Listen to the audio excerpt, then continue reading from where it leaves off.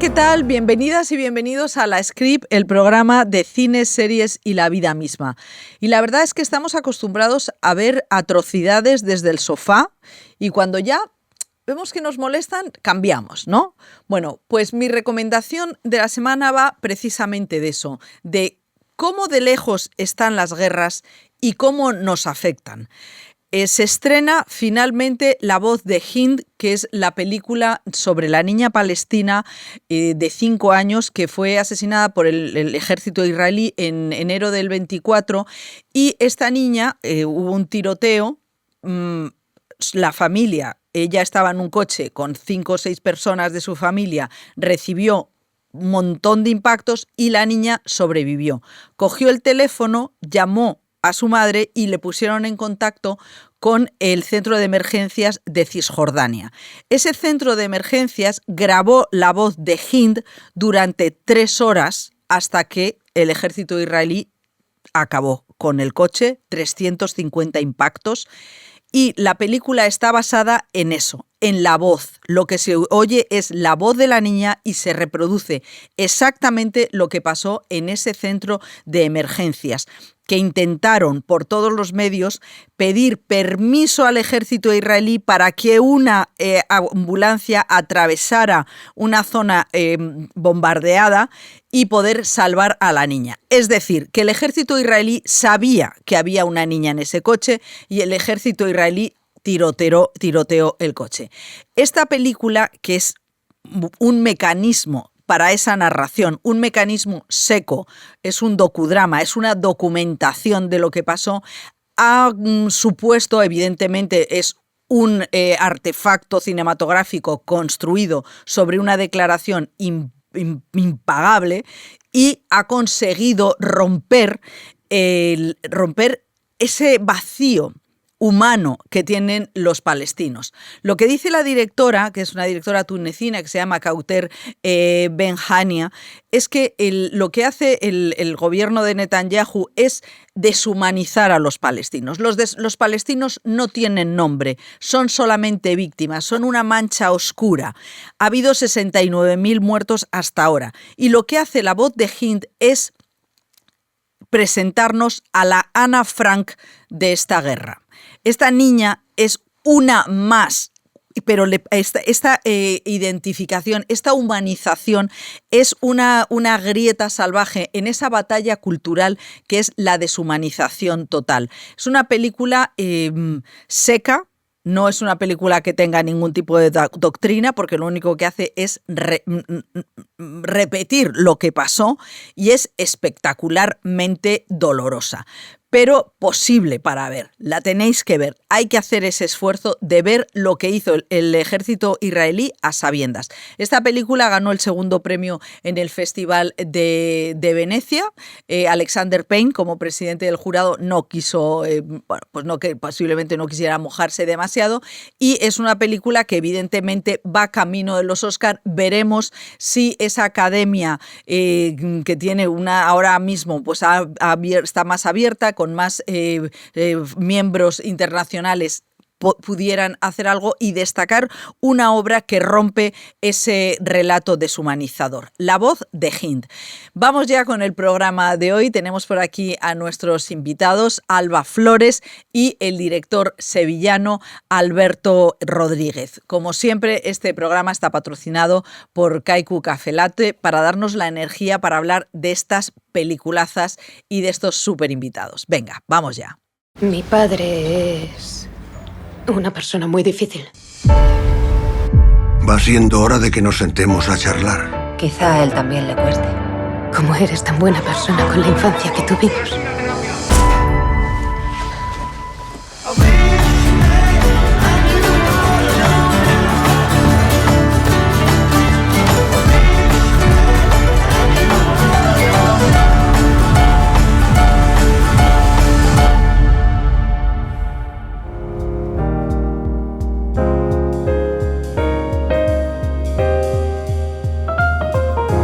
Pues ya tenemos por aquí a Alba Flores. ¿Qué tal, Alba? Pues muy bien, muy contenta de estar aquí. Bueno, mañana, 28 de noviembre, se estrena Flores para Antonio.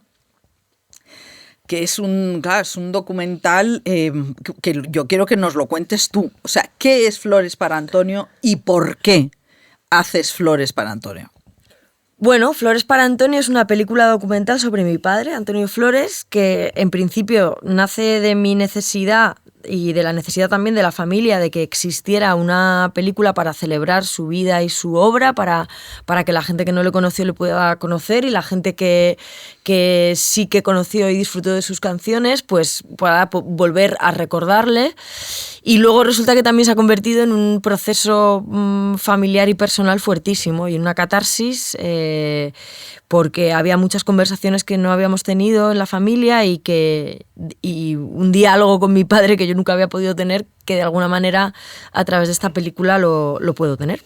Sí, porque son unas conversaciones con tus tías, con Rosario y con Lolita, que yo estaba a veces sintiendo como un poco la sensación de que no debía estar ahí viendo, ¿sabes? O sea, Da un poco de pudor, ¿no? Sí, porque era...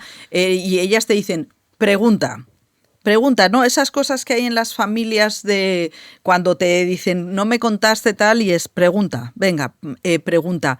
Y tu madre dice muy bien una cosa, dice, había mucho respeto y eso también hizo que se sellara, ¿no? No sé cómo fue cuando tú te acercaste a tus tías y se lo propusiste, porque claro, esto para ellas ha debido ser un shock muy fuerte. Ha sido un proceso bastante más inconsciente que consciente. O sea, por un lado sí que llevaba yo años de terapia, ¿no?, hablando sobre este tema, pero no me había dado cuenta de que lo había hablado más en terapia que con mi familia, como le pasa a tantísima gente. Entonces, yo me embarqué en esto y acepté la propuesta de Elena y de Isaki de, bueno, vamos a contarlo a través de ti y de tu necesidad de saber. ¿Pero es una propuesta de Isaki y de Elena Molina? Sí. O sea, no vas tú a su puerta, no. Van ellos. No, yo voy a su puerta quiero hacer un documental sobre mi padre y ellos lo que me devuelven es, sí, y sobre ti también, y sobre tu familia. Porque se dieron cuenta de que había conversaciones que no habíamos tenido, que había una inquietud mía personal que les parecía que era lo interesante también a poner delante. Entonces me devolvieron eso y yo me acojoné y luego vi la oportunidad, ¿no? Como la oportunidad de hacer algo valiente en mi vida que si lo tomaba y me entregaba probablemente sería un salto cualitativo en la salud mía y de mi familia. Sí, o sea, realmente ole tú. Estoy muy contenta, sí. Porque es una película que sirve de espejo para los dolores de las familias. En este país hay una herida terrible con la droga de los 80 y las consecuencias que tuvo en los 90. Tu padre falleció hace 30 años, en el 95.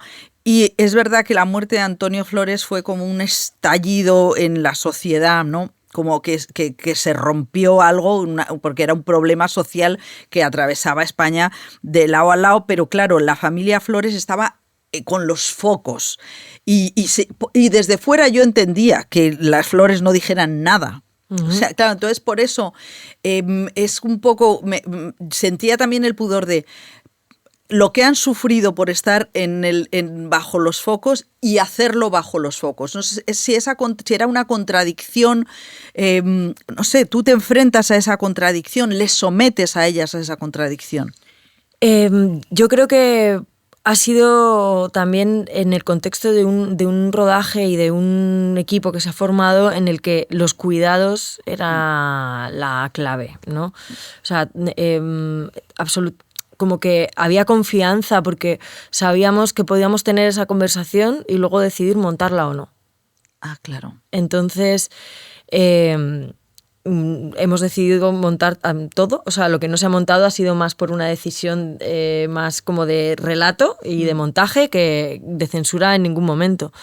No hemos realmente...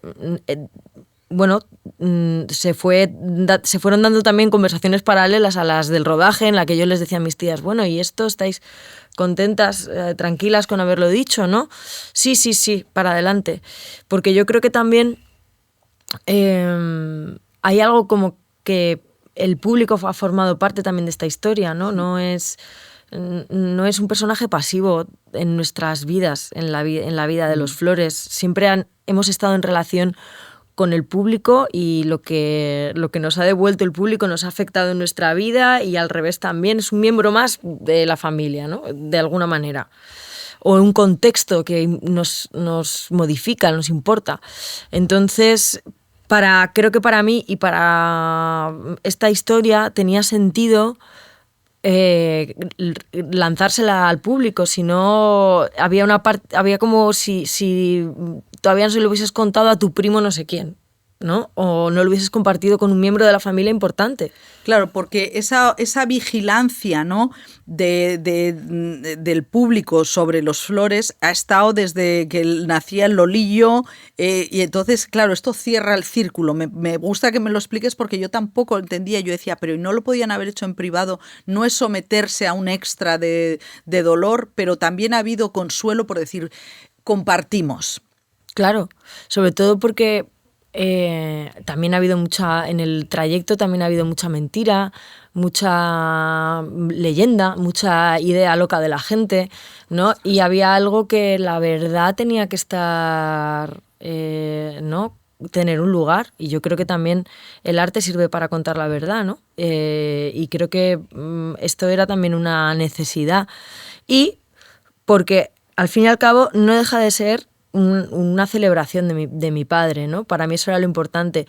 Y para poder celebrarle a él hay que tomarle con todo, como con las elecciones y las decisiones que tomó en su vida y poder quererle tal y como era. Y tú, los documentales, las películas siempre tienen preguntas dentro, ¿no? Y entonces tú le preguntas a tu madre, ¿estás en paz? Que yo decía, madre mía, de verdad, va a matarla, que así. ¿Estás en paz? ¿Tú te has quedado en paz? Sí. ¿Y tu madre está en paz? Sí, cada día más. Sí. Sí. Me alegro. Sí. Porque yo decía, madre mía, esta mujer criar a Alba y ahora que te salga por peteneras... Ya. Bueno, a ver, yo creo que no hay procesos fáciles, quiero decir que... Esto también, igual que no hay rodajes fáciles, ¿no? Es como que se parece mucho hacer una película. Siempre pasas por un momento tenso, doloroso, caótico, claro, de renuncia, de aceptar los límites, de aceptar las dificultades, de aceptar la verdad y de dolerse. Y yo creo que, bueno, que eso lo hemos transitado o lo vamos transitando en la familia. Yo igual, que es la que he estado más en contacto con todos los materiales dentro de la familia, siento que ya lo he procesado antes. Mi madre, yo creo que me lleva siguiendo la cola, y yo creo que en la familia cada uno está haciendo su proceso con esto. Pero creo que en las sensaciones a estar en paz, porque también como que estamos contentas de haber dejado esto ahí para la posteridad, esta historia contada así sobre mi padre. Y eso da una tranquilidad. Claro, tu padre tendría 64 años. Vamos un poco, claro, también esta película es muy importante para este país, porque la gente que somos de su generación hemos estado muy cerca de las muertes por la heroína. Y entonces esta película es un poco lo que decía Ferlosio de un viaje del yo al nosotros, ¿no? Entonces a mí me gusta mucho esa dimensión, ¿no? De que habla de los Flores, pero habla también de los García, de muchas... Entonces me gustaría que nos contaras esa sensación, en la conciencia de que tú tienes, de que estás mostrando algo para otras familias que han pasado por esto. A mí eso me preocupaba mucho, que no se quedase todo como en el ¿cómo te diría? En el plano del mito, ¿sabes? Como de ser una familia mítica, como lo son Agamenón, Electra y su tragedia, ¿no? Para mí era importante como abrirlo a que la gente que quiera o necesite identificarse con esta historia lo pueda hacer, porque si se quedaba todo en una cosa única y llanamente autorreferencial, puede estar bien, porque también está bien, pero bueno, yo igual que cuando actúo, ¿no? Siempre las ganas es de que eso transcienda más allá de tu propia persona o de la microhistoria del personaje, sino hacerlo universal. Y claro, de alguna manera a mí una de las brújulas era cómo podemos hacer que esta historia sea una historia en la que cualquier familia pueda verse reflejada, porque cosas de las que no se hablan en las familias yo creo que hay en todas. Hombre, claro. Claro, y duelos también. Claro, ¿y tú estás preparada para que se te acerque mucha gente diciendo eso nos pasó a nosotros? Sí, ya está ocurriendo. ¿Y qué pasa cuando hay o sea, cómo te sientes? La gente hace conexiones muy particulares, ¿eh? No solo sobre yo qué sé, pues otras personas que tuvieron como problemas con el consumo de drogas, sino también hace poco se me acercó una persona hablando de su padre y de la conexión que tenía su padre con su abuela, ¿no? Como de una conexión madre-hijo muy fuerte. O sea, la gente se ve reflejada en distintos lugares de la película. O por ejemplo, la relación que tengo yo con mi prima, mucha gente viene hablándome de la figura de los primos o de los hermanos también a veces, como ante un duelo, ¿no? Que es una relación bonita, ¿no? A veces. O si tienes suerte. Entonces, bueno, cada uno se refleja a su manera. Yo no creo que haya una única manera, es como que nos hemos entregado. A mí, yo me siento agradecida de poderlo hacer, porque en otros procesos de mi vida yo he estado en terapias de grupo, por ejemplo, y que las otras personas me compartieran sus historias con esa confianza y esa intimidad, a mí me ayudó mucho para ir encajando las piezas de mi propia historia. Y para mí, personalmente, esto es un ofrecimiento kármico a lo que la vida me ha ayudado a mí, pues yo lo entrego también, ¿no? Sí, o sea, claro, es un camino de ida y vuelta, y no deja de ser curioso que Carla Simón, que también es una huérfana por partida doble, lo cual es tremendo, sí. También, en este año haya hecho Romería. No sé si tú has visto Romería. No la he visto todavía, ya tiene delito, porque llevo hablando de Romería tanto de como de mi película. ¿Y conoces a Carla? No, nos tenemos que conocer, esa es otra. No, sí. Es que eso es una necesidad. Es una necesidad, sí. No, es que es muy interesante que se plantea lo mismo, y luego se plantea también, que lo decíamos antes fuera, en unas clases sociales más pudientes, cuando, claro, yo pensaba, la burguesía es la que se cuenta a sí misma en el cine. Y claro, me pienso la cantidad, porque tu historia tiene una textura que no es de cine kinky, porque el cine kinky es descarnado, y en cambio aquí de lo que se trata es todo lo contrario, que es también lo que hace Carla, que es coger los dolores, ¿no? Entonces, me gusta mucho que sean dos mujeres las que toman estas decisiones, que es una manera totalmente opuesta al cine kinky. Bueno, yo creo que el cine, dentro de Flores para Antonio, hay una escena que estamos viendo colegas, ¿no? La peli de Eloy de la Iglesia, donde estaban mi tía y mi padre. Y yo creo que, claro, es que han pasado dos cosas con esa época, o la estigmatización o la romantización. Claro, es que entonces, la romantización es como no. Claro, entonces yo creo que ni lo uno ni lo otro, creo que ahora venimos como con otra mirada, también porque pertenecemos a otra generación donde ahora nos preocupan otras cosas como la salud mental, como los cuidados, como otro tipo de cosas, ¿no? Y entendemos más cómo opera también lo sistémico y el capitalismo, en que estemos jodidos y a cada uno le dé por una cosa. Entonces, bueno, creo que en eso ya no solo nosotras, sino el mundo en general estamos en otro punto de análisis, y creo que nosotras somos también hijas de nuestra generación y siendo capaces de ver las historias de otro modo. Claro, ahí en la película tú le preguntas, no sé si preguntas a tu madre, ¿cómo era la escena musical de entonces? Se pregunta a Sabina. O sea, ¿cómo era la escena musical? Y yo decía, toma.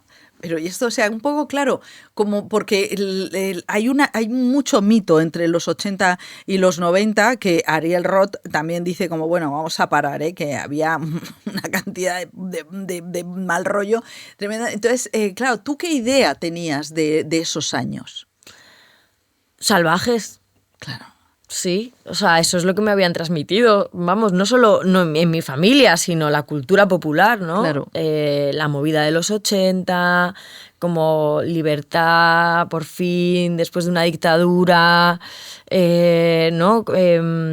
Y también mucha efervescencia de creatividad, ¿no? De arte, pero a la vez también como mucha necesidad por lo superficial y lo también un poco ligero, porque no se podía festejar, ¿no? Aquí. Entonces, todo eso me llegaba. Ahora que ahondando más que he averiguado, o que me llega más después de hacer esta peli, fíjate, pues me llega que realmente había, ¿no? Como en la historia de mi padre se ve claramente como él empieza con su sensibilidad a hacer música y tal, y luego cogen y le meten en la mili. Sí. Y ahí tiene un viaje a la noche oscura del alma, porque, claro, o sea, esa disciplina militar no iba con esa persona. Y eso creo que le pasó a muchos hombres en aquella época. O sea, ha habido otras personas que en esto del reflejo me han venido contando, sí. La mili fue... Mi hermano también en la mili tuvo un bajón y de ahí nunca lo recuperamos.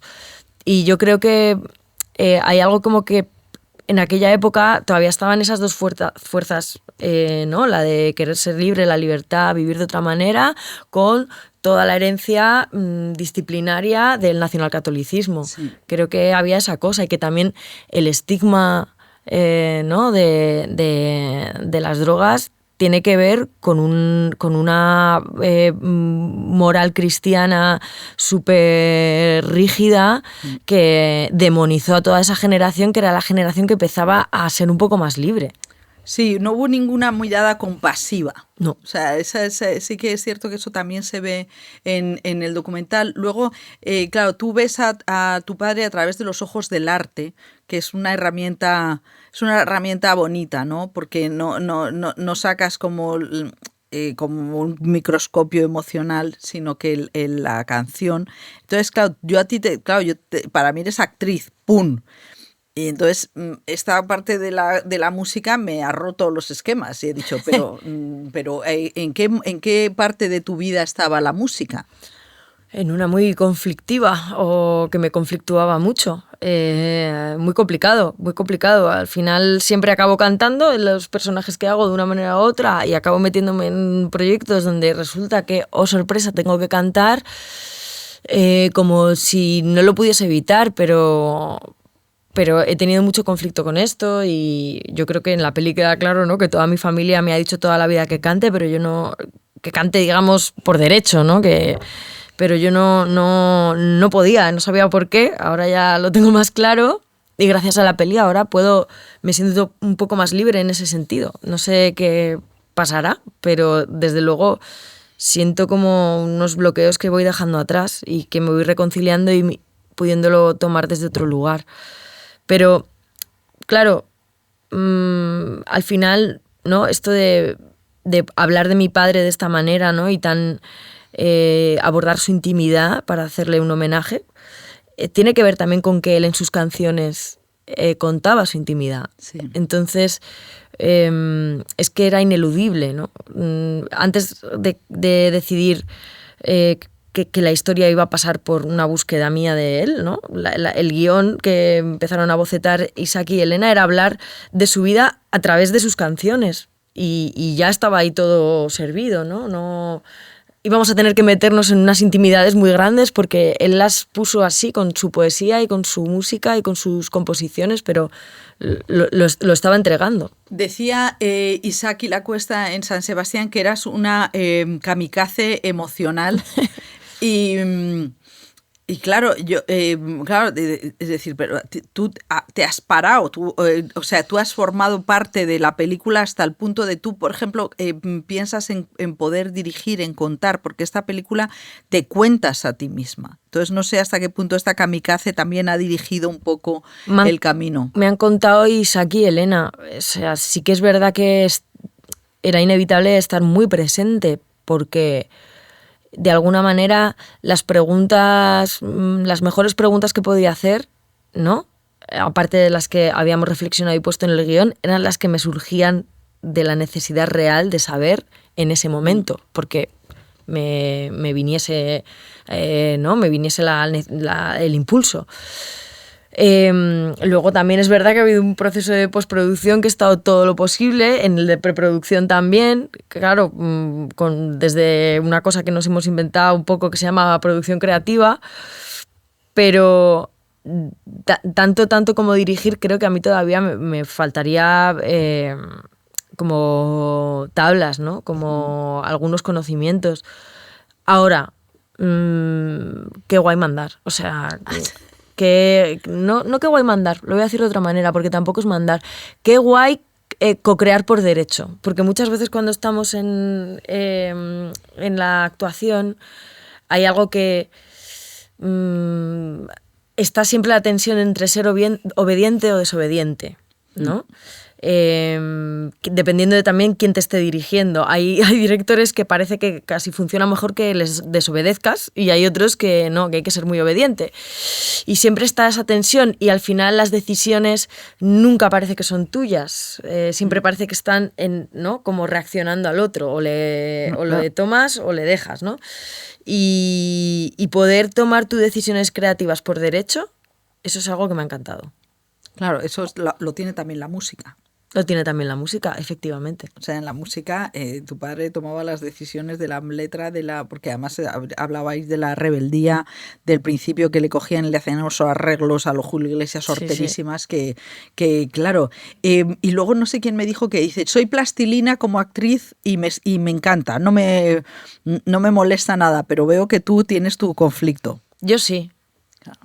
Ahora que he probado lo que es el alfarero, es como que mola ser arcilla, pero las dos cosas, arcilla y alfarero.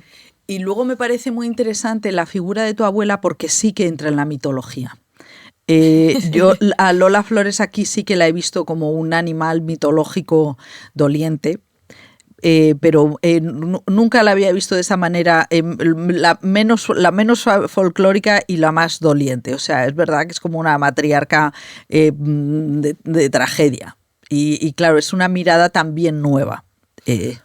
Bueno, yo creo que esa mirada la aportan mucho los vídeos caseros, ¿no? O sea, quiero decir que es el valor que tiene poner los vídeos caseros también en la peli es que es una mirada desde dentro, o sea, desde nuestra intimidad. Y ahí Isaki dice muchas veces que ahí te das cuenta que en mi familia estamos en el salón de casa haciendo un sketch de Dallas o de Falcon Crest, totalmente dando entretenimiento. ¿Para quién? No sabemos. Para nosotros mismos, que somos nuestro propio público. Y luego, ¿no? Esto lo ha dicho muchas veces Isaac, y luego esta misma familia hace eso en el salón de su casa y luego en plena programa de televisión de Nochevieja están mi padre y mi tía Lolita hablando de cosas súper íntimas de cara a toda España, y él hablando pues de sus problemas con las drogas. Entonces, hay algo en toda la familia que las fronteras entre el arte, la mirada pública, la mirada privada se confunden a veces, pero no confunden como algo peyorativo, sino como que están muy diluidas. Claro, formaba parte. Es verdad que nosotros te hemos visto, te hemos percibido los periodistas de cine y de audiovisual, aunque luego también tienes tu dimensión de actriz de teatro que estás haciendo ahora la gira de 1936, como alguien completamente desgajado. No estoy en esa gira. ¿No estás? No estoy. ¿No estás? No he podido combinarlo, ¿no? Ah, porque estás rodando... No, porque estoy promocionando esta peli. Ah, claro, es que he visto que estaba en Avilés. Están en gira ellos, pero ¿Están en gira? ¿Tú no? Sí, yo no. Ay, lástima. No pasa nada. No pasa nada. Pero sigues siendo actriz de teatro y claro, nosotros te hemos visto totalmente desgajada del mundo Flores hasta ahora. Entonces a mí eso también, yo imagino que tú vas a volver a seguir tu camino habitual de actriz, no sabes. No lo sé, es como, yo qué sé, es un poco el viaje del héroe, ¿no? O sea, como que sale de casa, se va lejos a buscar unas cosas y luego tiene que volver, ¿no? Como Ulises. ¿Y cómo estás llevando lo de contarte? Contar es un metacontar, ¿no? porque estás contando cómo contaste la historia. Sí, es un meta contar, sí. Es meta, y eso te sirve también. A mí siempre me fascina mucho cómo la gente que hace cine se cuenta. Por ejemplo, luego va a venir Alberto Rodríguez, que es el director, y yo sé que venir aquí es como que le lleves a una prisión, porque no le gusta nada hablar, no le gusta nada contar o sea, ya lo sé que va a decir... Pero claro, el contarte a ti como creadora de esta narración, ¿cómo te sienta? Creo que estoy muy acostumbrada, como que he estado desde siempre muy en relación con los medios de comunicación, así que creo que no me cuesta tanto. No te cuesta. Es como, ya sabía que iba a tocar esto. ¿Pero te sirve? ¿Me sirve? Es una buena pregunta esa, me gusta. ¿Me sirve esto? Claro, ¿de qué te sirve? ¿De qué me sirve? Bueno, de que la gente se interese para venir al cine a ver la peli, ¿no?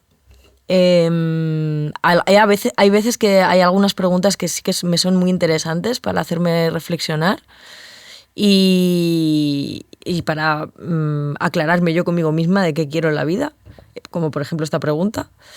Pero es verdad que me cansa más que me aporta. O sea, para mí, si no, no me dedicaría a lo que me dedico, es más divertido contar historias, la metáfora, el cuento, la fábula. Directamente. Claro, yo como que soy de la quinta de tu madre, estaba pensando, también hay ahora los hijos tardan más en desapegarse. Hostias. Sí, yo me fui a los 18, de mi casa. ¿A los 18? Sí. Claro, entonces yo tengo la sensación, ¿esto es como un paso más en la adultez para ti? O sea, estás haciendo una entrada como en una etapa nueva, ¿no? Porque, ¿sabes? La sensación de decir, bueno, esto es... ese héroe está entrando en otro país. Yo creo que es otra fase de la vida. Hay un terapeuta amigo que me dijo que ahora lo que había hecho yo con todo esto es que había hecho de mi propia historia mi patrimonio. Y que eso da mucha fuerza, claro, porque ahora soy dueña de mi propia historia. Claro, sí, porque es tu memoria ya te la estás gestionando tú. Uh-huh. Claro, no, es que este documental sirve mucho para todos, para ver cómo nos podemos gestionar, porque eso es ver a alguien que la historia parece que la estaban contando los demás, pero tú te haces dueña. Sí. Exactamente. Oye, qué bien, ¿eh? También me sirve a mí. Y también no solo dueña, sino aceptarla con dignidad y con amor. Como esto es lo que... Esta manifestación de la vida es la que me ha tocado a mí. Bueno, ¿y ahora qué? ¿Ahora es como si fueras una alba renacida y tienes sensación de volver a empezar? Tengo sensación de adolescencia. Sí, tengo sensación de adolescencia. De verdad, de una cosa como de redescubrir un poco la vida. Jo, pero qué bonito. Bueno, ¿y qué estás...? No sé si es también porque estoy llegando a la crisis de los 40, que puede ser. Puede ser también 38. que sea una mezcla. Tengo 39. Ah, ¿tienes 39? Sí, sí. ¿Y te da peluco, nerviosismo a los 40? No, pero sí que me siento realmente muy... o sea, no soy la imagen que yo tenía de lo que era tener 40 años. Pero eso creo que nos pasa a todos, ¿no? Ah. Tú tampoco eres la imagen que tú tenías. Yo tengo 60 y no tenías esta imagen de pues eso, estamos como en un escenario nuevo. Sí, es un escenario... ¿No? Es bonito. Y luego también a mí me ha gustado verte porque te digo, estoy viendo a una claro, como si esta película te hubiera puesto en un plano de adultez que antes no... Yo creo que sí. Que eso me ha parecido. Sí, es que es las dos cosas. Creo que estoy como más adulta, pero también he recuperado la inocencia, un poco algo de inocencia, que no de ingenuidad, pero algo de inocencia, como... la capacidad o haber recuperado como la capacidad, mucha sensibilidad y la capacidad de conmoverme con cosas que antes me pasaban de largo. Jo, pues qué interesante, ¿eh? O sea, es que, mira, vais a ver un documental y os vais a hacer una terapia por 12 o 10 euros, 8 o 9, los que sean. O sea, a ver, no creo que os convalide tanto, ¿eh? Sí, pero bueno. Te digo que sí. Bueno, vamos a ir cerrando. Este programa está patrocinado por Kaiku Café Latte y hacemos la pregunta de la energía. ¿De dónde saca la energía Alba Flores? Ay, Dios mío. ¿De dónde saco la energía? Yo creo que... la verdad es que no lo sé. Porque soy muy intensa. Es una buena pregunta. ¿Y siempre has sido intensa? Sí. ¿De pequeña también? Sí. Sí, muy intensa emocionalmente. ¿De dónde saco la energía? Yo creo que... sí, pues un poco del amor al arte, de querer que me quieran también. Claro. Sí, y de que realmente me apasiona la vida. O sea, como que hay algo, esto es muy cursi, ¿no? Y como de Paulo Coelho, pero realmente la vida me parece muy divertida y que siempre sorprende y que no te la acabas, ¿no? O sea, que vivimos con una anestesia fuerte, pero los ratos que se nos quita eso, ¿no? Pasan cosas como cruciales, memorables. Y como actriz, ¿el tiempo en qué te ha cambiado? ¿El tiempo? Sí, los años. Ah, los años. En que tener cada vez más criterio propio. Que eso a veces es genial y a veces te peleas un montón. Claro. ¿Y te peleas un montón? Sí, más por dentro que por fuera, pero sí me peleo mucho. Con los guiones, con todo me peleo mucho. Es como, ¿y esto para qué? ¿Por qué? ¿Qué estamos contando? Sí, me peleo mucho. Bueno, Alba, ha sido maravilloso hablar contigo porque eres un poco muy ramificada. Si la flor es ramificada. Eres muy sí. No quería hacer la metáfora. Ha sido totalmente involuntaria la metáfora, pero bueno, muchísimas gracias por venir porque me has explicado muy bien la película que me había producido muchos sentimientos, con muchas dudas, ¿sabes? Muchas dudas. Te removió, eso ya sí, es genial. Sí, yo creo que a mucha gente le va a pasar porque es verdad que es un espejo de las familias y es preciosa. Qué bien, muchísimas gracias. O sea que nada, pues muchas gracias y seguimos en la script. Mi padre es una persona muy difícil. Va siendo hora de que nos sentemos a charlar. Quizá a él también le cueste. ¿Cómo eres tan buena persona con la infancia que tuvimos?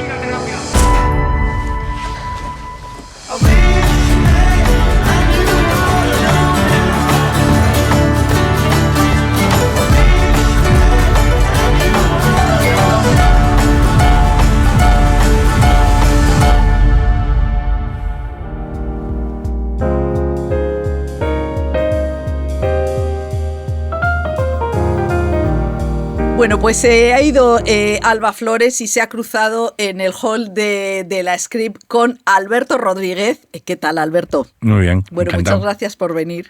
Encantado de estar aquí. No, ya sé que no estás encantado porque es legendaria la alergia que tiene Alberto Rodríguez a los periodistas. Bueno, no, a los periodistas no es la parte en la que estoy más cómodo, la de la promoción, pero es parte del oficio, es así. Sí, no, y decía Alba que no es la parte que más le da. Claro. Lógicamente. Sí. Lógicamente, porque ya lo que querías contar ya lo has contado. Y ahora, pero bueno, que es así, que esto tienes que explicarnos un poco, ¿no? Porque yo siempre cito a Haneke, que Haneke llegó a Madrid a hacer una ópera y le dieron una medalla de Bellas Artes y entonces fuimos los periodistas y dijo: a ustedes no les voy a contestar. Las películas hablan por sí mismas. Claro, pero forma parte del oficio. Es que entonces, así. Bueno, se ha estrenado, ya has parido tus dos bichos del 2025, que son Los Tigres en San Sebastián, y la semana pasada Anatomía de un instante, la adaptación de Cercas. ¿Por qué? ¿Por qué te metes en Anatomía de un instante? Me meto porque me la encargaron Domingo Corral y José Manuel Lorenzo. Yo no pensé en principio en hacerla porque no había leído el libro. Entonces quedé a comer un viernes con ellos y me contaron, no, es una historia de la transición, se basa en esta historia de los 3 traidores que no se tiraron. Y la verdad es que me fui diciendo, yo esto no lo hago. ¿Ah, pero sí? Me dieron el libro y me dijeron, llévatelo y lo lees. Y claro, después de leer ese libro que es como una catedral, es inmenso, es un libro maravilloso. Si eso fue un viernes, el lunes estaba llamando y estaba diciendo que yo quiero hacerlo. Por eso me metí, básicamente por el libro, porque me pareció incontestable, me pareció que era una reformulación de la transición de la historia de España con mayúscula, una novela de no ficción tan sumamente rica, interesante. Era una catedral. Y si conseguíamos adaptar o que en la serie hubiera una parte de lo que había en ese libro, iba a ser una serie estupenda. Y esto es un Rashomon, ¿no? O ¿cómo lo concebís? O sea, en una historia contada desde un instante, contado desde varios personajes. ¿Cuál es como el meollo, ¿no? Como la pregunta, la piedra filosofal como director y guionista que dices, aquí, ¿qué es lo que hay que hacer para llevarlo a buen puerto? Yo tenía la sensación de que ser fiel a la novela era un buen punto de partida. O sea, contar la historia como la cuenta él a partir de las 3 personas que no se tiraron cuando se produce el asalto. Gutiérrez Mellado, que se enfrentó a los golpistas, el presidente del gobierno, Adolfo Suárez, y el líder del Partido Comunista, que era Carrillo, que tampoco se tiró. Quizás, ¿por qué? Por 1000 razones. Eso es lo que Cercas debate y a lo que le da vueltas y se pregunta continuamente. Pero son en el fondo también 3 personajes que traicionaron sus ideas, a los suyos y a todo el mundo que les rodeaba para conseguir un futuro distinto. Entonces, estas 2 ideas combinadas me parecían tan interesantes. O sea, solamente como ficción estoy hablando, ¿eh? Me parecían tan interesantes que eso coincidiera con la historia en mayúsculas, que los personajes fueran tan ricos, estuvieran tan llenos de contradicciones como lo están. Me parecía maravilloso. Y además es que esta serie que se estrena en un momento en el que el mundo es blanco y negro. Entonces, claro, cada vez que se habla de los traidores, parecen como si fuera, a veces suena como algo alarmante, cuando en realidad fueron 3 traidores que facilitaron el futuro. Es traicionar al presente para conseguir un futuro, traicionar al pasado y al presente para conseguir un futuro. Y cómo, claro, esto, bueno, todo está lleno de sorpresas. Una de ellas es Álvaro Morte. A mí me pregunto yo, como tú, ¿qué tipo de director de actores eres? ¿Cómo diriges? Pues no lo sé, porque es una cosa que he ido haciendo a medida que he ido rodando. Porque no he tenido formación de dirección de actores. Mi formación es el tiempo en el que dirigí con Santi Amodeo, que él venía del teatro y yo venía de la Facultad de Comunicación y más bregado en toda la parte técnica. Y él sí tenía cierta formación de dramaturgia y demás, y eso sí lo compartimos. En cuanto a la formación, en cuanto a la escritura del guión, en cuanto a la construcción de los personajes. Pero no sé qué tipo de director de actores soy. Yo lo que intento es comunicarme de la manera más sencilla y directa con el actor. Y trato de ser preciso, porque sé que si me pierdo divagando, lo estoy perdiendo a él. Entonces doy muy poquitas órdenes o consejos o instrucciones, pero suelo ser muy preciso y las apunto mucho. Y Álvaro Morte, que me decías que sale de un casting de Eva Leira y Yolanda Serrano, ¿cuáles son las cualidades que Álvaro Morte se ha chupado de Suárez o viceversa? O sea, defíneme un poco lo que ha pasado con Álvaro Morte y este personaje. Bueno, Álvaro ya había hecho otras cosas con Eva Leira y Yolanda Serrano, entonces cuando me propusieron que Suárez fuera Álvaro, la verdad es que de primeras me quedé muy descolocado. Pero como ya había hecho otras cosas con ellos y les tengo tanta fe, pues Álvaro estaba actuando en Londres, fueron y grabaron una prueba con él, la trajeron. Y Álvaro de serie tiene un montón de cosas que no se pueden comprar, que las tienes o no las tienes. La elegancia, el saber estar, la pose. Hay una cierta credibilidad que tiene simplemente cuando habla, una presencia, tiene muchas cosas de Suárez en realidad. Y tiene un tiempo también de Suárez, esa forma de moverse, esa prestancia, esa... Yo pienso que de los actores españoles de su edad debe ser más presidenciable, la verdad. Eso es lo que me da la sensación. Una vez acabada la serie, tengo clarísimo que no podría haber hecho de Suárez otro actor distinto. ¿Y cómo le...? Porque yo entrevisté a Álvaro, no pudimos hablar apenas porque yo no había visto la serie, entonces, ¿no? Y él siempre y él decía, una cosa que dicen mucho de ti, es que tú siempre estás diciendo menos, menos, menos. Y él me decía, con tan poco que yo ya no sabía por dónde tirar. Ya, bueno, eso, no sé, soy tendente a la contención, sí, eso es cierto. Me parece más natural.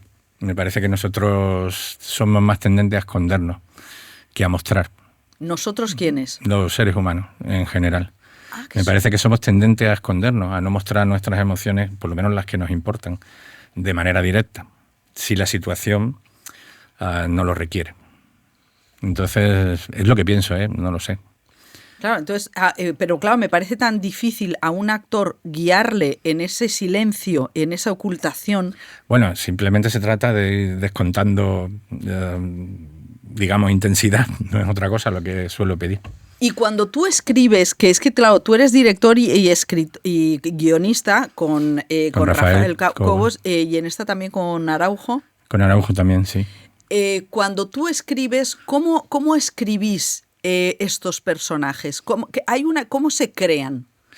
Bueno, en este caso es que vienen muchas cosas del libro de Cercas, porque el libro ya describe unos personajes que son completamente poliédricos, o sea, es que llegan a momentos históricos definitivos y nunca sabes si lo están haciendo porque tienen sentido de estado o sentido del momento histórico que están viviendo, o por simple ambición, o por ego, o por no sabes por qué se toman determinadas decisiones históricas que cambian la historia del país en un momento, ¿no?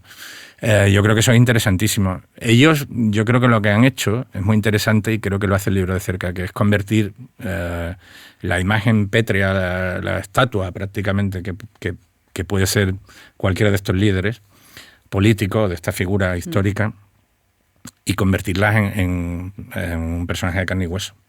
Y están hechos con cosas pequeñas, o sea, el exilio de Carrillo, el sentimiento del exiliado, el no conseguir un pasaporte. Sí. Suárez y el dentista, parece una tontería, pero ese episodio simplemente creo que humaniza la relación y se entiende perfectamente la relación de Gutiérrez Mellado con Suárez. Son pequeños detalles, pero que van construyendo, el tabaco, el intercambio del tabaco. Van construyendo a los personajes. Rafael Falete, especialmente hábil haciendo esto. Bueno, es que el mundo de los años 70 y 80, el tabaco y los hombres, era, claro, definía mucho fumar habanos o fumar rubio. O sea, y es verdad que ese tabaco forma parte que, claro, la serie vista ahora, porque tú ves a los políticos y inmediatamente yo me he puesto a imaginar. Me he puesto a imaginarme a Sánchez, que es el personaje que me parece que es más... tiene una cosa del sacrificio, ¿no? O sea, es muy performativo. Entonces, claro, inmediatamente... Entonces, porque vosotros estáis escribiendo la serie desde ahora. O sea, estáis hablando, ¿no? De manera inevitable, claro. Claro, no sé si teníais... que queríais hacer algún vínculo. No, ninguno. No, yo nunca hemos tenido la sensación de estar recuperando un pasado para un presente o con relación con un presente. Yo creo que lo único que hay que puede ser importante hoy en día en relación con la serie es que la serie te recuerda que hay una serie de libertades, de derechos, de cosas que se adquieren que pueden desaparecer en cualquier momento y que hay que estar muy atentos. Y lo estamos viendo no aquí, pero en otros países colindantes. O sea, que creo que no hay que perder de vista que lo que se consigue no es para siempre. Dura el tiempo que se cuida y ya está. ¿No? Y es muy interesante lo de los militares que Gutiérrez Mellado dice buenas pensiones. Buenas, claro. ¿Cómo se limó aquellas diferencias? Bueno, la verdad es que me parece apasionante. No voy a seguir contando más porque no quiero meterme en este barro, aunque, claro, también el 24 de octubre se tuvo Antonio Tejero, tuvo una medio muerte y una posterior resurrección. Y claro, todos estos personajes ya quedan muy pocos vivos. ¿Quién queda? ¿El rey? Yo creo que el rey y Tejero, ¿no? ¿Y al rey no le habéis querido dar más? No, yo tenía la sensación de que dentro del triángulo que conforman ellos tres está en un equilibrio interesante también. Ocurre, a ver, que el libro de cerca es inabarcable, es infinito, es que no se acaba nunca. Y había que elegir. Y entonces preferimos elegir todo lo que enriqueciera ese triángulo. El rey estaba dentro de una manera transversal, está en todos los acontecimientos. Claro, es imposible que no lo esté. Pero teníamos la sensación de que con ellos tres íbamos ya bien, ya iba a ser difícil establecer relaciones que tuvieran sentido, que avanzara la historia. O sea, conseguir todo eso a la vez ya es bien complicado. ¿Y por qué contabas en San Sebastián que el libro fue defendido por Pablo Iglesias cuando salió y ahora y denostado por las fuerzas convencionales? ¿Qué ha pasado? ¿Por qué ha dado ese...? No tengo ni idea. Esto me lo contó Cerca. Me contó Cercas que era un libro revolucionario al principio y que ahora se ve como si fuera un elemento que intenta hacer perdurar la transición como algo ya, no sé, establecido, oficial, por decirlo de alguna forma. Bueno, es que es exactamente, la serie también es inabarcable, o sea que le echamos de menos. Tú que te metiste en la peste y que te quejabas tanto de haber estado viviendo en una serie tanto tiempo, no quisisteis hacerla más larga. Yo creo que no, que está bien, que está en la duración que tiene que tener. O sea, no conseguíamos ampliarlo a 5 capítulos o a 6. Y también me pasa a veces que estoy viendo series y cuando voy por el segundo capítulo pienso el primero y el segundo podían ser uno. Sí. Porque han hecho 2. Y me daba la sensación de que aquí estábamos un poco en una medida interesante. También es una serie densa. No nos engañemos, que sí. Lo que se cuenta son acontecimientos que pesan como losas, porque son cambios trascendentales para un país. Yo tenía la sensación de que el tiempo era este y luego, gracias a determinados mecanismos, como por ejemplo la ironía, el sentido del humor, hemos conseguido mover esas piedras, que no era nada fácil, ¿eh? Y eso viene también mucho de la escritura. Qué bueno que esa imagen de mover estas piedras, porque es verdad que es tremendo. Y eso me lleva un poco también a la relación de Rafael Cobos y tú como guionistas. ¿Cuándo os conocéis? Nosotros hace 23 años, me parece.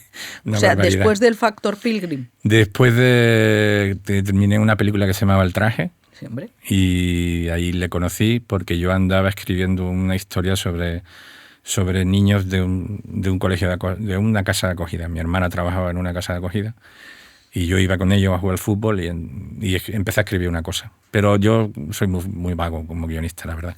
Sí, muy vago, muy vago. Entonces le conocí a él y fue como... Él tenía otra cosa de un centro de acogida que había estado escribiendo y empezamos a hablar. ¿Y cómo o sea, coincides porque él de qué mundo viene? No, a mí me lo presentó un amigo una noche tomando cerveza. Él viene del teatro, creo que estudió medicina, una parte estudió derecho, fue dejando carrera y se interesó más por la parte del aula de dramaturgia de derecho, creo. Y ahí es donde gastaba realmente el tiempo. Y él venía de ahí, del teatro, tenía cierta formación como escritor, como guionista, y no sé, desde el principio nos compenetramos muy bien y empezamos a escribir como con mucha sintonía. ¿Y cuál es la dinámica? Por ejemplo, pues esto, para la anatomía. ¿Cómo es la dinámica con Cobos? Bueno, anatomía es un poco raro, porque la primera estructura la hice yo, me fui a rodar Los Tigres, claro. Y se quedó él con Fran. Y luego yo volví y estuve haciendo una cosa que suele ser bastante habitual, que es que él o ellos escriben y yo soy más goma de borrar y vamos como editando y cambiando cosas y esa suele ser la dinámica. Pero la dinámica es que primero hablamos mucho sobre qué vamos a contar. Generalmente 1 mes, 2, 3, lo que haga falta. ¿Hablando? Hablando, sí, quedamos para hablar y tomamos notas, nos pasamos libros, vemos películas, pero no escribimos. Y luego empieza la escritura. Y en la escritura uno es el que escribe. Él manda más y yo soy más... O sea, él es más lápiz y yo me hago más de borrar, sí. Así solemos hacerlo. Y ya vamos cambiándonos versiones hasta que se va afinando. En fin. Y claro, porque yo estaba pensando que tú eres el guionista y también eres el director, y estaba pensando en Los Tigres, que es una película que visualmente es maravillosa, brutal, es una locura, o sea, es una Sí. salvajada. Entonces, claro, yo decía, pero ¿qué guionista, cómo el guionista Alberto Rodríguez permitió semejante barbaridad? O sea, meterse en esas aguas, o sea, todo, yo lo estaba viendo y yo decía, madre mía, esto se lo presentas a un productor y esto debe ser... Ya. O sea, ¿en qué momento del camino decides que tienes que contar la historia, que es muy, muy shakespeariana también, ¿no? Del final, del destino, Sí. metros bajo el agua? Pues en realidad, si soy sincero, me da la sensación de que hay como dos partes. Yo siempre que estoy en la parte del guión, me olvido que luego tengo que hacerlo. Y luego cuando empiezas a preparar, pienso muchas veces, pero ¿cómo se nos ha ocurrido esto? Nos hemos metido en un lío impresionante. Pero no me ha pasado con esto, me ha pasado con esta película, me pasó en La Isla Mínima cuando estaba en mitad de las marismas y empezaba a llover y no sabía qué podíamos hacer, o en Grupo 7 con todas aquellas secuencias de acción, o, en fin, que es frecuente. Sí, eso ya no tiene remedio, pero tiene remedio, suele claro. ser frecuente. Claro, es una cosa. Y luego en Los Tigres, que también un poco inunda tu filmografía, es esa querencia por hombres acabados. Bueno, sí, en este caso sí, por alguien que tiene que empezar algo nuevo, que está obligado a empezar algo nuevo porque se le ha acabado una parte, claro, se le ha acabado la energía, se le ha acabado la fuerza, se le ha acabado esa masculinidad en la que se apoyaba en todo momento y tiene que empezar algo nuevo, sí. Y esa idea del hombre, son hombres que son eso, son hombres que como un Ray Lear que doblan, ¿no? Que es un poco que también le pasa a los del instante, que se niegan a doblar, pero son como elefantes cayendo. O sea, tengo la sensación de que es un tipo de personajes, pero luego aceptan bien el final. Que hace también eso es una cosa, no sé si dices en Los Tigres, algo así como que no se puede, el destino, somos buzos, no nos queda mucho. O sea, algo, llevo toda la vida debajo del agua. O sea, hay algo de una resignación que me parece como algo, o sea, de tragedia griega. Bueno, es que nosotros lo veíamos a él un poco como una especie de titán, como un semidios, alguien que debajo del agua se sabe mover, se sabe comportar. Es el compañero que querrías tener cerca. Es el tipo que sabe hacerlo todo perfecto debajo del agua. Pero cuando sale, es que no toma una buena decisión desde que la película empieza hasta prácticamente que acaba. O sea, y gracias a que toma la última, que es dejarle a su hermana que tome la iniciativa. Pero así es como veíamos al personaje, como casi una especie de dios bajo el agua, pero en tierra un completo inútil. O sea, prácticamente un adolescente que no ha crecido.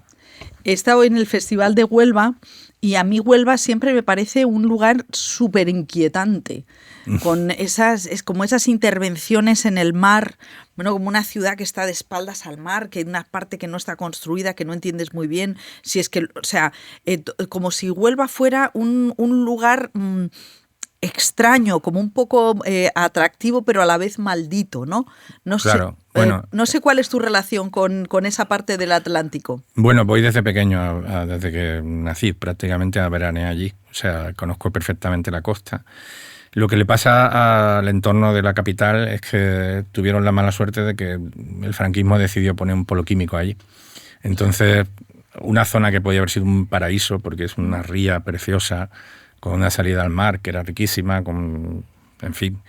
Hay tardes que estás viendo pasarte sobre la cabeza los flamencos que van a dormir a Doñana y tienen las fábricas allí humeando delante tuya. Es muy contradictorio todo. Tuvieron esa mala suerte, eso es lo que les pasó, básicamente. Y hay ese choque tan bestia entre esa naturaleza tan exuberante y la mano del hombre por otro lado. Y eso a mí me interesaba en la película, porque me parece tan decadente. En el fondo el polo químico ha ido a menos, entre otras cosas porque las limitaciones, las prohibiciones, etcétera, han ido a más y a más, han tenido que ir desmantelando cosas que se han llevado a otro lado. Claro, a guarrear a otro sitio. Efectivamente. y lo que ha quedado solamente es prácticamente la petroquímica y 4 o 5 fábricas de Atlantic Cooper y cosas así. Y tú que has hecho acción, siempre hay hay bromas, hay humor retorcidísimo de colmillos que van tal. ¿A ti qué te apetecería hacer? Porque tú eres como, o sea, yo creo que siempre estás rodando, siempre me imagino la acción, un Sidney Lumet, siempre me imagino más acción. Bueno.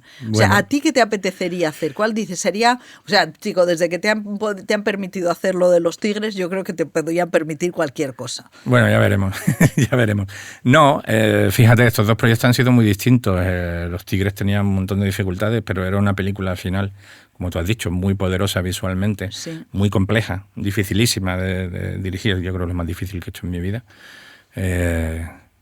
Un auténtico puzzle y además compleja también porque no era fácil mantener la cabeza fría y estar con los actores y que no perdiéramos, digamos, el ritmo, el drama dentro de la historia y la dramaturgia. De ahí he pasado a los despachos, porque es verdad. Anatomía de un instante son despachos, es gente hablando, es gente que camina, que viene, pero que no hay ningún Es tipo... un thriller de despacho. Claro, es que es un thriller político, es una historia política.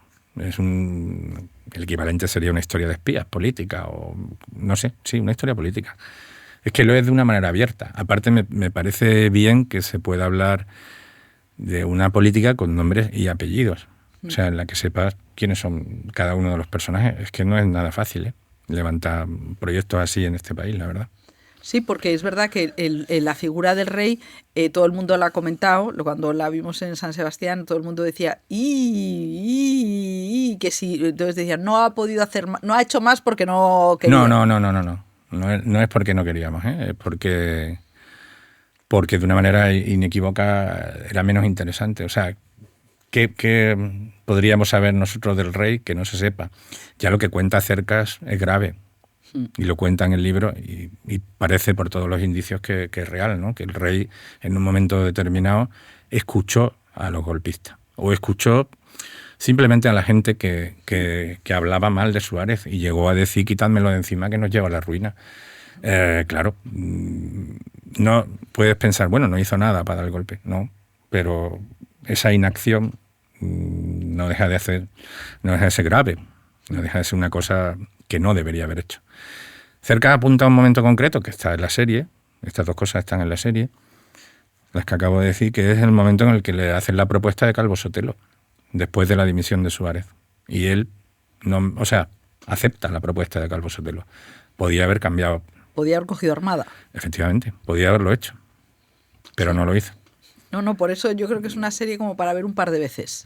Bueno, lo que te deja claro es que las cosas ni eran tan blancas ni tan negras y todo era muy complicado. O sea, a mí, por ejemplo, el gran descubrimiento es que el golpe de Estado no fue una cosa de unos fanáticos que dijeron, bueno, pues ahora a lo loco, vamos para allá, sino que se sabía. O sea, es que toda la sociedad estaba empujando al abismo una democracia completamente incipiente. Y eso iba a ocurrir tarde o temprano. Porque estaban los partidos políticos, estaba la iglesia, estaban los empresarios, estaba todo el mundo metido ahí. Esa es la verdad. Todo el mundo, como dice Cerca, en el pequeño Madrid del poder, todo el mundo conspiraba. Es que eso es, a mí, claro, visto desde ahora, todo el rato estoy pensando, ¿no? En quién, cómo la dimensión de todas las burradas que se dicen, ¿no? Y que cuando la realidad se solidifica, que fue lo que pasó, ¿no? Que se solidificó todas esas. Y luego también yo creo que retrata muy bien la importancia de ETA como gran desestabilizador porque habían muerto todos los días un militar. Es complejísimo. Y entonces era una cosa como que ha habido gente que no lo ha querido reconocer, pero la realidad es que ETA estaba ahí queriendo hundir el barco. Lo hablabas tú antes, bueno, lo hablábamos antes de empezar, la complicación de la transición. O sea, es que el momento no puede ser más complejo. Son unos militares que han estado continuando una guerra con una dictadura durante 40 años que tienen que renunciar a todos sus derechos y a lo que han ganado durante ese tiempo. Que renunciaran de una manera parcial, que no se ajustaran cuentas, que Claro, sí. Hemos tenido después 50 años para hacerlo. Sí. Y hemos hecho bastante poco, la verdad. Entonces, no sé si hay que mirar al momento de la transición o hay que mirar después para entender que nos faltan cosas por ajustar. Y es difícil. Es un país complicado y polarizado en este momento. Ser director es una cosa muy difícil porque tienes que concretar cosas emocionales, que es al fin y al cabo unos actores, con una maquinaria industrial, ¿no? Entonces, siempre lo repito porque es que me impresionó de la biografía de Bergman, que decía que cada día tenía que sacar 3 minutos netos para la película. Como, sí, es lo habitual. O sea, que es como, da igual lo que pase, Da igual. pero yo tengo que irme al montaje con 3 minutos hechos, ¿no? Entonces, es un poco... ¿Tú cómo sabes que tú, Alberto, puedes hacerlo? O sea, porque hay algo en ti que tiene, por un lado es la parte industrial y por otro lado es decirle al Álvaro Morte que no levante la ceja. O sea, es un poco como, ¿en qué momento del camino tú dices, yo lo puedo hacer? ¿Cuándo te das cuenta que tú eres director? Que es un poco como mezclar. Bueno, supongo que fue hace un tiempo, porque llevo 9 películas y unas cuantas series, pero... no lo sé. Ten en cuenta que yo tengo un equipo y que esos tiempos en realidad no los mido yo. Tengo a un ayudante aquí que me va diciendo, vamos por la 5ª toma, espabila que no llegamos. Claro, solemos ponernos de acuerdo entre todos para cumplir el plan de rodaje, para cumplir lo que vamos a hacer hoy, etcétera. Lo que sí es verdad es que con la experiencia lo que vas sabiendo cada vez más es los días que merece la pena detenerte más en una secuencia o en un momento porque dramáticamente es más importante o menos. Esto sí, cada vez tienes más claro dónde tienes que gastar el tiempo y dónde hace falta el tiempo. En el caso de esta serie es que ha sido un lujo trabajar con toda esta gente porque es de los mejores castings que yo he tenido nunca y además todo el equipo venía con una energía extra. Creo que porque sentían como cierta responsabilidad histórica con lo que estábamos haciendo. Y no me refiero a Álvaro o a Miki, que tenían papeles importantes. Miki Esparvé hace del rey. Claro, me estoy refiriendo a Eduard, ¿no? Que hace de Carrillo, que claro, o Manolo Solo, que trabajaron de una manera descomunal, pero Alejandra o Juan Navas me parece que están maravillosos y han hecho un trabajo en casa increíble. Y sobre todo era remar a favor todo el tiempo, todo el mundo. Y tú tienes que ser consciente de que eso está pasando y hacer hueco para que pase más. No, en ese caso, cuando vienen las cosas tan a favor, lo único que hay que hacer es aprovechar el viento. O sea, que justo lo contrario. Mi tarea es, como decía Groucho Marx, con tu talento y mi talento para explotar tu talento. Pues eso es básicamente lo que yo hago, o sea, explotar el talento de ellos. ¿Y tú de pequeño pensabas que ibas a ser director? No, que va, yo quería ser periodista. Pero terminé siendo, yo qué sé, la vida tiene esas cosas. Yo en la cola de la prescripción de la universidad, con otro compañero, con Paco, que es el que ha dirigido el capítulo 3, que no lo he dirigido yo, sí. Y seguimos siendo compañeros y estando juntos, decidimos a cara o cruz si hacíamos periodismo o imagen y sonido, porque un amigo periodista de mi padre me convenció de que no hiciera periodismo. Y salí probablemente por eso. Y una vez que entré a la universidad fue como... pero si esto... Tuve la sensación de que era una manera mucho más completa de contar historias, más directa, más... Y por eso empecé a dedicarme a esto. O sea, no es porque tú fueras de pequeño a las cineclubs ni tal. No, y además yo vivía en un pueblo, no veía cine casi nunca, era una cosa, el cine era una actividad del verano. Iba a programas doble en verano, eso sí, que me encantaba, y me pasaba todo el verano yendo, pero en invierno no iba nunca. Qué curioso, ¿no? O sea, que es que la parte azarosa... Sí. Que es esto, yo lo que veo es que lo vuestro es azaroso. Hay gente que parece como que ha nacido tal, pero mucha gente... Hombre, yo sí lo tengo que explicar, a mí lo que siempre me ha gustado es contar historias, eso sí. Y por eso ¿sí? me interesaba el periodismo, porque en el fondo era contar una historia. Y creía que eso lo podía hacer yo. Escribí artículos, eso pensaba yo. No, pero es que es importante contarse, ¿no? Sí, claro. Claro, tú has recontado, el otro día entrevistaba en Huelva a Juan Mari Goenaga que los Moriarty han contado una masculinidad vasca que no estaba en nuestro imaginario. ¿no? O sea, ellos han recontado Euskadi cuando salía del estigma de ETA. Son unos tíos que no tienen nada que ver, y vosotros habéis hecho como vuestra revisión, también habéis contado España de una manera llena de dudas. Claro, sí, yo creo que es interesante, llena de preguntas. Eso. Y creo que ellos también, ¿eh? Creo que ellos hacen también preguntas con sus películas. Creo que tenemos algo paralelo. A mí me parecen súper interesantes. Sí. Maspalomas me parece una película estupenda. Sí. Sí. Sí, pero son preguntas. Son preguntas.